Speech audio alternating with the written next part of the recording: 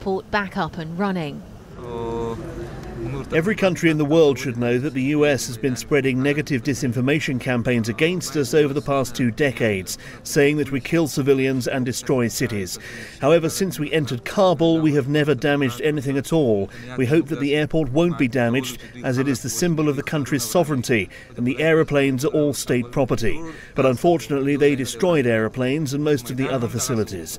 We will not stand idly by, and will get the airport to resume operations to serve the interests of the country. The final US flight from here marked the end of the 20 years of Western presence in the country, and it sparked a wave of Taliban gunshot celebrations.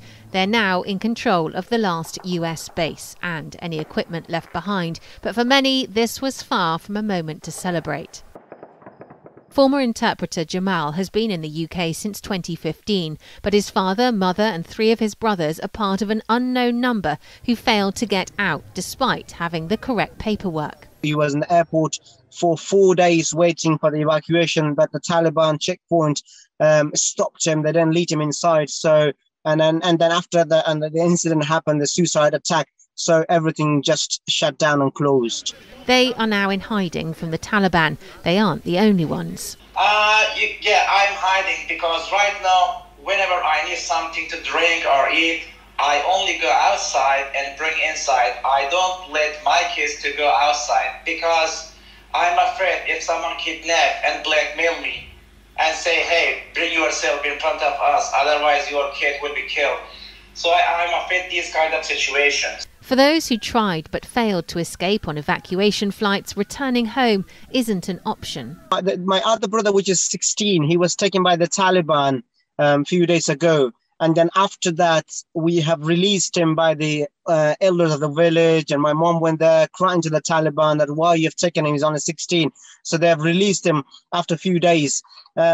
He said to me on the phone, he said, I'm not going with Dad again to Helmand if he's going. He said, I just want to die in Kabul, but I don't want to go to the Taliban can take me again to the dark room, because he was detained somewhere really, I don't know how it was looked like, but he said it was a very small room. The Taliban locked me there for 4 nights and asking me, what's your brother job in the UK?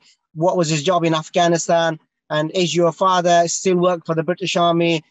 Are you willing to go to the UK? So he said, I don't want to go back to Helmand. And that's why we asking the government so they can do the right thing quick as soon as possible, not to leave these people for a bit longer.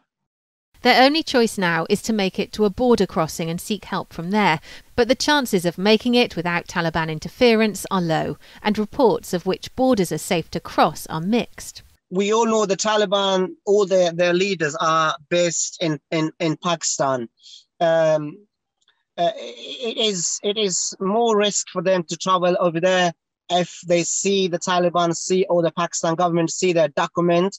How can we trust the police or the public in Pakistan that they will not inform these terrorists that these people are here and they're going to the UK, they have worked for the NATO? How can we trust that?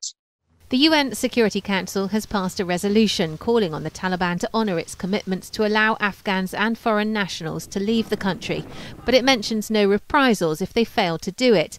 And in reality, there's little expectation they will stick to their promises, giving little peace of mind to those left behind. Claire Sadler, Forces News.